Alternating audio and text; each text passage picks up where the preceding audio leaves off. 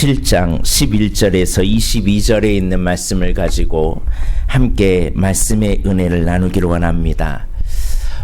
우리가 병원에 가면 먼저 위가 안 좋아요.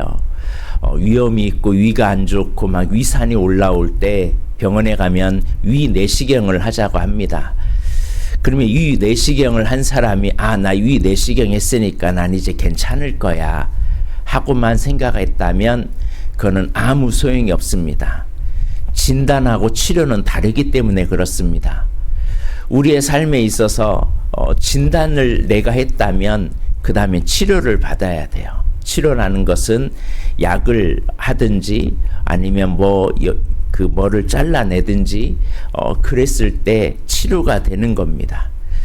우리에게 율법을 주신 이유는 이겁니다.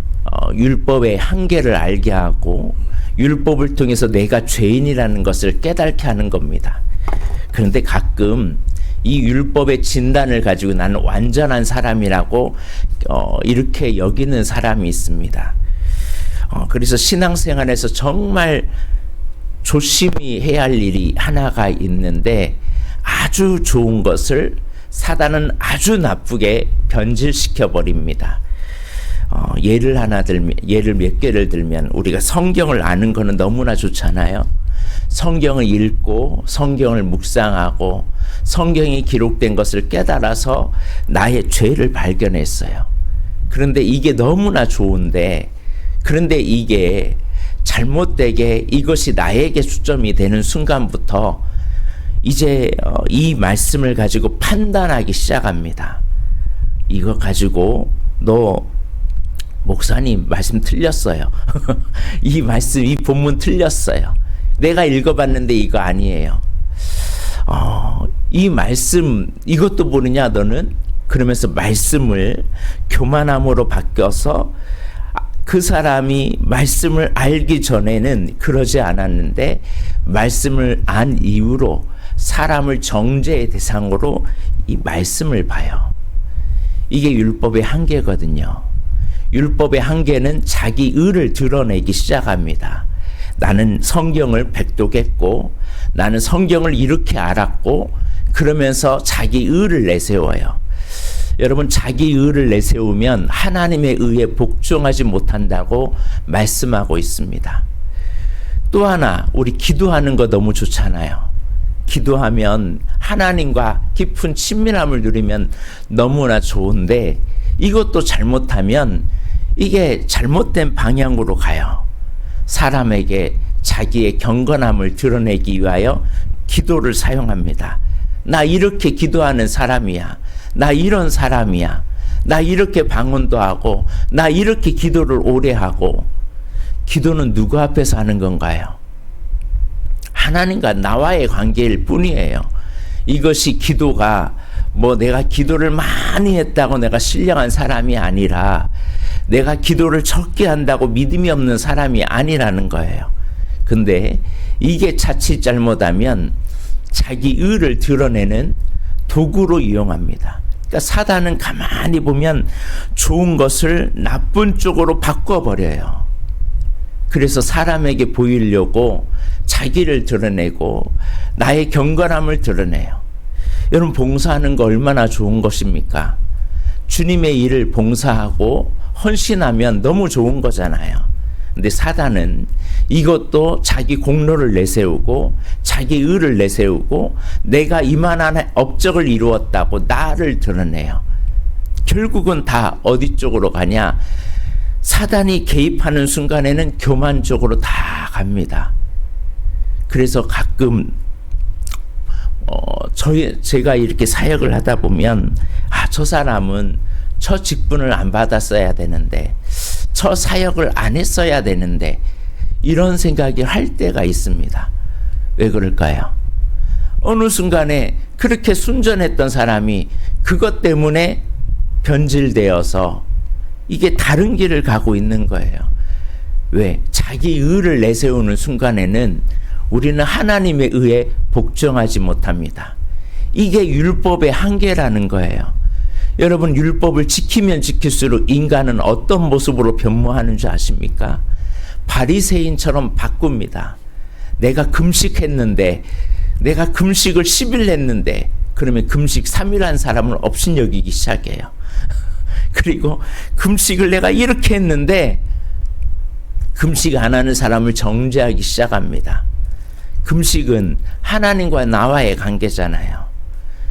이 모든 것을 율법은 자꾸 자기를 드러내게 돼 있어요. 그래서 바리새인들, 서기관들을 보십시오. 왜 예수님이 그렇게 책망을 하셨습니까?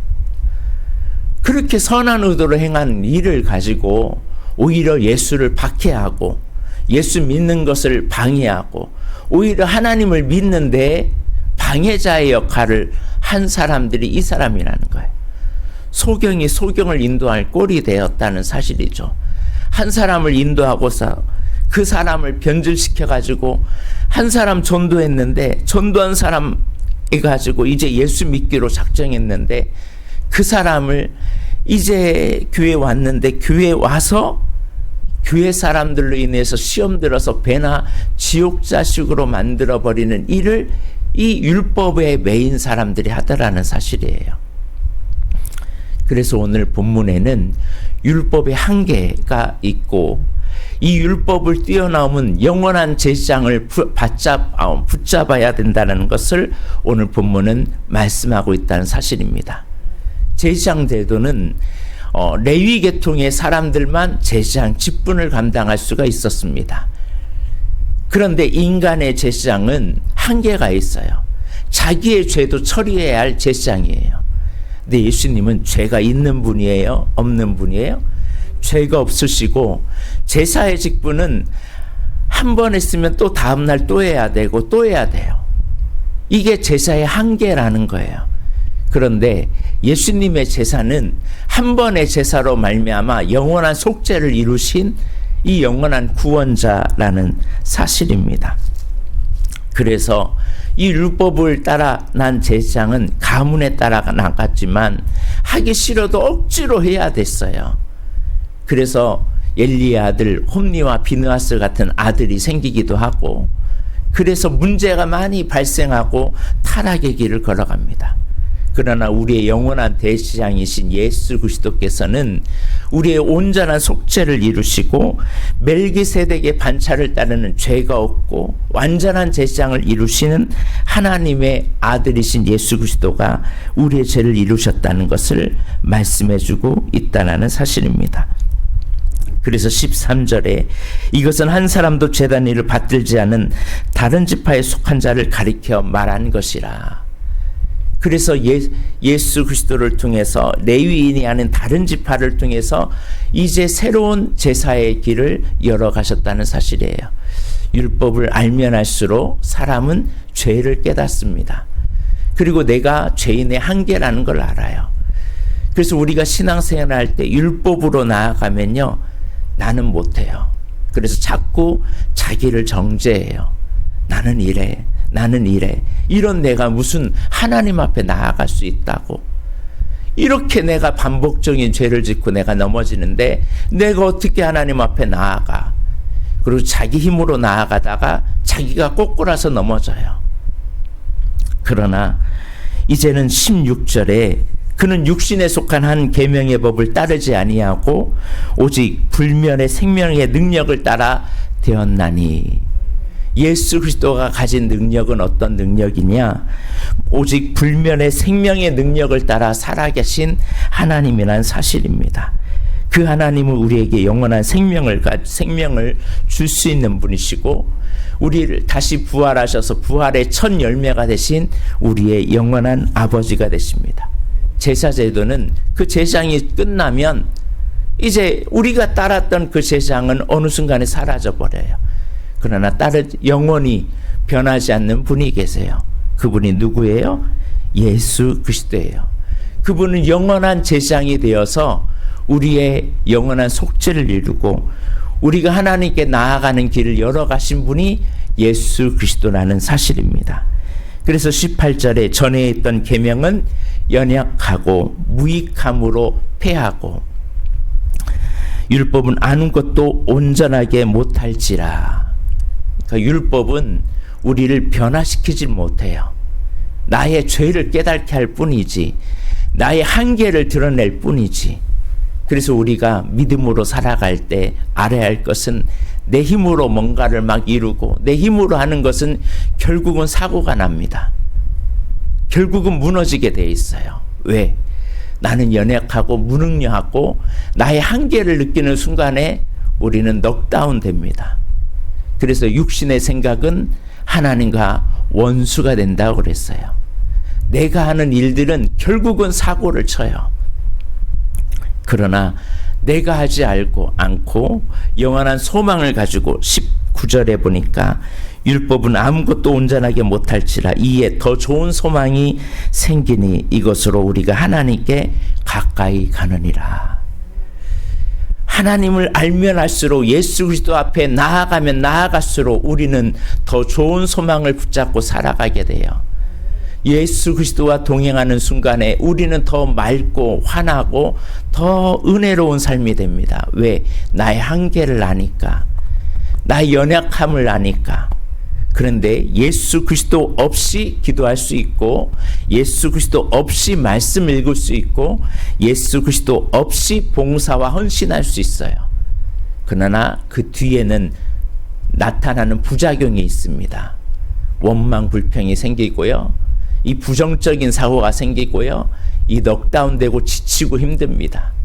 아니면 교만하게 되고, 아니면 자만하게 되고, 아니면 더 죄를 짓는 판단의 영을 가지고 살아가게 됩니다. 그러니까 예수 그리스도가 빠진 율법을 가진 것은 우리를 소망의 길로 인도하는 것이 아니라 우리를 멸망으로 인도한다는 사실이에요. 그래서 이 제사 직분의 이 한계를 알고 예수 그리스도가 오셨다는 사실입니다. 그래서 예수 그리스도를 바라보는 순간에 우리에겐 소망이 생겨요. 주일을 하다가 때로는 힘들어요. 어려워요. 그러면 우리에게 이 모든 사실을 알고 계시는 하나님을 알기에 의를 위하여 핍박을 받아도 기뻐할 수 있는 이유는 주님이 나와 함께 하심을 깨닫기 때문에 그렇습니다.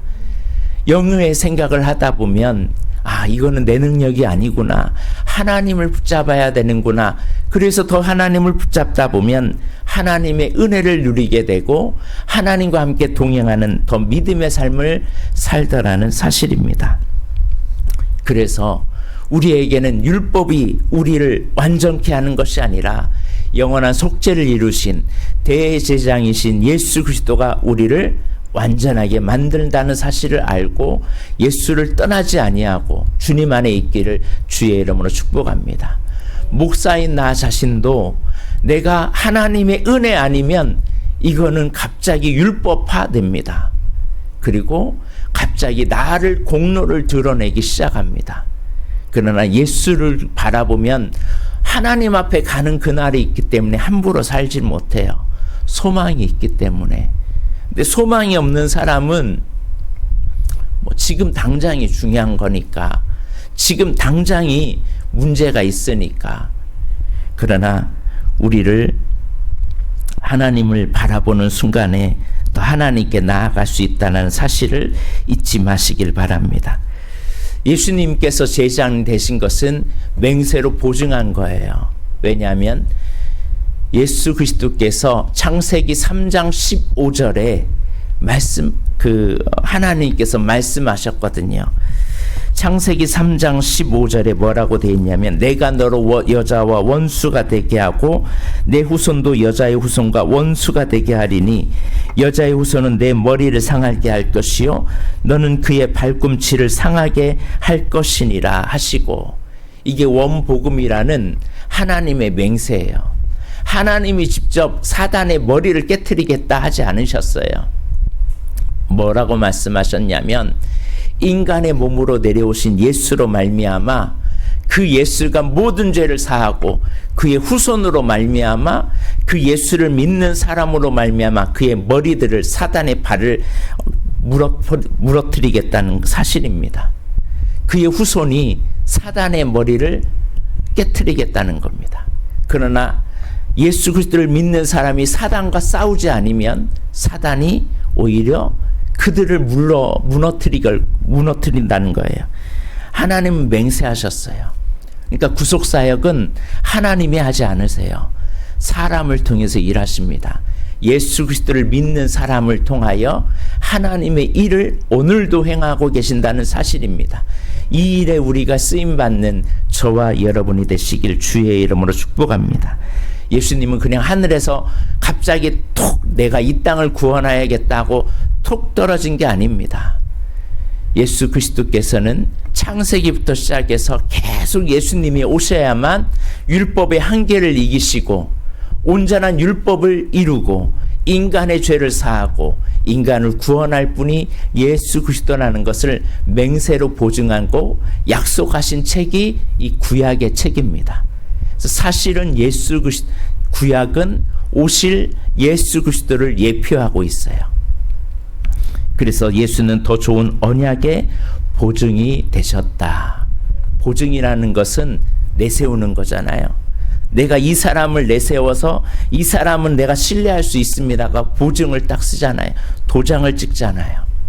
그분이 바로 우리의 모든 것을 완전하게 만든 분이 예수 그리스도예요. 그래서 우리 신앙생활에서 예수가 빠진 신앙생활, 예수 없는 신앙생활은 그 사람은 정말 불쌍한 인생이에요. 그러므로 우리의 신앙을 한번 점검해 보길 바랍니다.